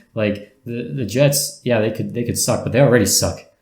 So does that play into this at all, or is it just the Vikings are the better team? You got to pick them. I'm taking the Vikings. I am worried about Aaron Rodgers having a great game and Sam Darnold kind of collapsing. Yeah, because I think it's inevitable. That makes me sad at some point. But you are a Lions fan, so you wouldn't be too sad about it. But yeah, I mean, I would like a chance to catch up to the Vikings. Yeah. Yeah, I don't think that's going to happen this game though, and I'm taking Minnesota. All right, next game we got the Panthers and the Bears. We're in Chicago. I mean, I'll take the Bears. They're kind of hot. This is going to be a good game though. I think it'll be very close. Andy Dalton and the Panthers. I mean, both of these teams. When you really look at it, I think the Panthers' offense is really there's more to it. Like they're going to play a more balanced game on offense. Yeah. But I think the Bears, they do have those defensive pieces. I think what you were saying earlier is true that the Andy Dalton train is eventually going to slow down. It's going to hit some road bumps. I'm just going to take the Bears. They're at home. Give me the Bears. Well, I got the Bears because their defense is so good this year. I have them as the 4th-ranked defense in the league. And, Andy Dalton might do some things here and there, but I don't think they're going to get over that Chicago defense. Yeah. All right, moving on. We got the Ravens and the Bengals. We're in Cincinnati. That's fine. I think it's done. Okay. We're in Cincinnati. I think I got to go Bengals. Which I think is a bold pick because I really feel like the Ravens, if they get off to that early start like they've been doing, Bengals could get in a hole again. It can definitely happen. The Ravens can run away with it, but again, division games, they're tricky. The Bengals are 1-3. They just got their first win. They got to start stringing some wins together, and I think out of desperation, they're gonna pull this one out. I don't know. I have Cincinnati as a 26th ranked defense in the league. And I just don't think that they're going to be able to, come out and slow down their running game. Now, that being said, I wouldn't be surprised if, for whatever reason, Baltimore flips the script and throws it 50 times against Cincinnati. Can't trust them. Yeah, because you can't trust them. It seems like something they would do. But as long as they stick to the ground and pound, I think they win. Yeah, it's a big if. All right, moving on. We got the Bills and the Texans. I know the Bills are coming off a tough loss to Baltimore, but man, the Texans, when they do win, are just winning these ugly games. And we haven't really seen them play to that level that we know they can, whereas the Bills, at the very least, we've seen them dominate bad competition. Think back to that Jags game. Bills dominate the Jags, whereas the Texans and the barely. Dolphins. And the Dolphins. I'm going Buffalo. Yeah, you know what? I'm taking Buffalo, too. Houston isn't that great this year. They are 3-1, but they're probably the worst 3-1 team in terms of the performance of the games. Like we mentioned, the win against Jacksonville. Jacksonville's 0-4. They've been blown out. They lost to the 1-3 Dolphins to start the year. I mean, they're just not a good team, and they somehow keep it competitive through 4 quarters against Houston. Give me Buffalo. I think Buffalo's going to show that Houston isn't as great as a team as everybody thinks there are. And Buffalo wants to cement itself as a top-tier team in the AFC. Let's go, Buffalo. All right, we got the Colts visiting the Jags. I mean, even if Flacco's the starter, if Flacco is the starter, I feel pretty good. I mean, Jacksonville, I know it's in Jacksonville. They're going to have that advantage, but, it's a division game too. But, man, I feel comfortable with the Colts running the ball, Joe Flacco throwing it. I'm comfortable. Yeah, well, I'm taking Jacksonville. Yeah. They did play pretty well against Houston. Another divisional game. It is at home. They're due for a win. Coach on the hot seat. If it's not now, then when? So, I take Jacksonville in a tight, ugly game. Yeah, man. I mean, Doug Peterson's been on the hot seat for 4 weeks. It hasn't amounted to much, but we'll see. Next game, we got the Dolphins and the Patriots. What a strange game. So the Dolphins, I mean, even if you got Snoop Huntley back there, we saw that didn't really amount to very much. The Patriots are a team where, against teams that are struggling, the Patriots, I think, will prepare. They're going to play smart football. It's just against these teams that, they're not really, they kind of have the talent deficit that you just see them not give up, but just get exposed. Now, Miami does have those talented skill position players where the Patriots can get exposed. But I just think that when you have the quarterback on the Dolphins, someone like Huntley that's, I don't want to call him inexperienced because he has been around, but he hasn't had, a ton of starts. He's a guy that we're not really expecting a lot out of. Quarterback like that, I feel like the Patriots can make his day difficult. So I'm going to take the Patriots. Yeah, well, Miami doesn't travel well to New England. No. They really never have. And I'm taking New England just based on that because really what is there to say about these two teams? Yeah, that's fair. Next game, this is probably the easiest pick of the week. We got the Browns and the Commanders. Commanders are at home. They're only favored 3.5. But yeah, give me the Commanders all the way. I expect this to be a game. If this game isn't a 10-point win for Washington, you'll be a little surprised, I think. I think it's a trap game for Washington. They're running hot. They're on top of the world. Rookie quarterback's playing well. They're going up against the Cleveland team who has an awful offense, but we can't underestimate that Cleveland defense. They are pesky. They got some good guys. I'm just concerned that if Washington is unable to get it going on the ground early, maybe a few big-time sacks from Myles Garrett and that Browns defense, maybe they just don't pick up where they left off and find themselves really in the first struggle of the season. That being said, I'm taking Washington. Oh, yeah. Can't say all that and then not take the Browns. Yeah, but I'm just throwing it out there. All right. That's what I do too. Cover my ass. Yeah.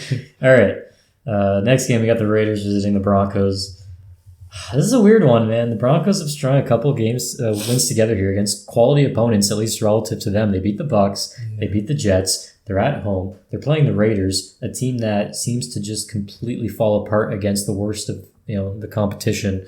I'm gonna take the Broncos, and the Broncos are favored 2.5 points in this game, and that makes sense to me why that's the case. Yeah. Also, the Broncos have a really good defense. Yeah. And maybe another 10-9 game. Who knows? But maybe 10's all they need to win again.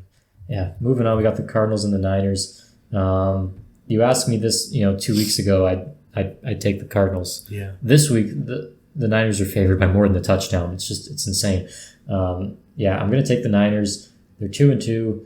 Division game. They want to keep climbing. Seattle's at 3-1. They have an opportunity to kind of reach up and get to Seattle's level next week. Get to 3 wins. I think they're going to take advantage of it. Give me the Niners. Yeah, give me the Niners too. I think the Niners have been playing better than their 2-2 record suggests. Yeah. And they have a top 10 defense, a top 5 offense. I don't think Arizona, has the capacity right now to just blow up like Kyler did week 2. Especially considering San Francisco's defense has been playing much better the last couple of weeks. So give me San Fran. Yeah, that's the Cardinals' ceiling, but we just haven't seen the consistency yet, and maybe that'll come in time, but not this week. All right, we got the Packers visiting the Rams. I feel pretty good taking the Packers in this game. The Rams did struggle against the Bears defense. Packers have some guys on that side of the ball, and offensively, we know they can be very dangerous. We saw what that fourth quarter looked like against the Vikings. I think Jordan Love in his second game back is just going to hit the ground running. And so, unfortunately, I think the Packers get their third win. Well, I mentioned earlier that in the Rams-Bears game this past week, the Bears scored on 4 possessions in a row. Yeah. And the Bears' offense isn't that good this year, but the reason they were able to do that is because the Rams have the worst defense in the league. Yeah. So I think Jordan Love is just going to tear up that Rams secondary. So give me Packers all the way. All right, we got the Giants at the Seahawks. This is an easy one for me. I mean, we saw Seattle how much they fought against Detroit. Mm-hmm. They are on the short week playing Monday night, whereas the Giants are coming off that Thursday game, so they have a very long week with kind of a mini bye week, really. Yeah. And Seattle's banged up too. Yeah. So they have a short week to get healthy, especially on defense. So the Giants offense might actually kind of keep them hanging around, keep them a little bit annoying for Seattle. But I think Seattle offensively, they're going to get the job done. Yeah, I think so too. I got Seattle, although I do think this might be a trap game as well for the reasons that you mentioned. In New York, they did hang in there with Dallas last week. They were just unable to get it into the end zone. Yeah. A few touchdowns this game might be enough to get them over the hump, but I still got Seattle. All right, Sunday night, we got the Cowboys going to play Pittsburgh. It's another very long week for Dallas, playing Sunday night now after playing on Thursday, just like the Giants. Steelers in this one are favored 2.5. This is a tough game to pick. We've seen the Steelers play very good defense, but we saw them this last week not play well enough, and the offense have those few turnovers we talked about. I think the offense is going to have a point of emphasis this week, making sure that they protect the football, clean that stuff up, and I think if they are able to do that, and with the Cowboys' run game not really being what they need it to be, the Steelers' defense is going to be able to focus on making life difficult for Dak Prescott and just shutting down that offense completely. For those reasons, I'm going to lean Steelers. Cowboys are also missing some guys defensively. I think the Steelers can get something going on offense. Yeah, well, this is a really good matchup for Pittsburgh, considering how Dallas has struggled running the ball. They're going to get pressure, only sending 4 guys, led by T.J. Watt. Dak's going to have trouble throwing into double coverage, targeting CeeDee Lamb. Pittsburgh's going to be able to run the ball fairly well against that Dallas defense who's been struggling to start the year. I think Pittsburgh might come away with this one a bit bigger than people are expecting. So give me Pittsburgh. All right. And in the final game, the Monday night game, we have the Saints going into Arrowhead playing the Kansas City Chiefs. This is interesting. Derek Carr. This was the Derek Carr of week 1 and 2. If after week 2 we projected and looked ahead, I'd say, you know what? I would take the Saints. They got a pretty good chance. They got a real good defense, an amazing offense, and the Chiefs are just kind of narrowly winning these games. Well, the Chiefs are still narrowly winning these games, but the Saints have been kind of disappointing the last couple of weeks. Again, like I said last week, until the Chiefs show me reason otherwise, and I know they lost Rashee Rice, I expect Kelsey to be a bigger factor in the run game. Kareem Hunt, we now know, can be a factor still. Maybe it's just the Chiefs' magic and it's in prime time, so you're kind of expecting a few things to kind of go their way. I think it'll be a close game, but I think the Chiefs pull this one out. Yeah, you know what? This is my game of the week. Yeah. I have New Orleans as the 4th-ranked offense and the 6th-ranked defense, and the number 1 overall team in the week in terms of performance still, even though they lost the last 2 games. I've liked what I've seen from New Orleans. I think they could be very easily 4-0 if not for a few boneheaded plays. Kansas City still hasn't impressed me yet with their offense, although their defense has been great. But I think this is the game where the dark magic maybe runs out to, a Saints team who is eager to get back into their rhythm they saw the first 2 weeks of the season. So I think this is going to be a good game. I think New Orleans is going to come out hot. Kansas City isn't going to be prepared for it.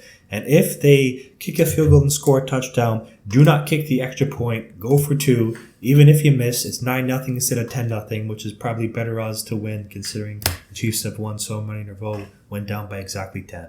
So that's my That's a bold strategy. On this game. Yeah, something Sirianni would do. No, it's not. All right. No, it's not. No, don't say that. All right. Well, in any case, those are our picks for Week 5. Season's pretty much a quarter done in a 16-game season, which I pretend it still is. Pretty crazy. Well, 18 weeks with the bye. Oh, true. I mean, we should mention Titans, Chargers, Lions, Eagles on bye. First bye of the year.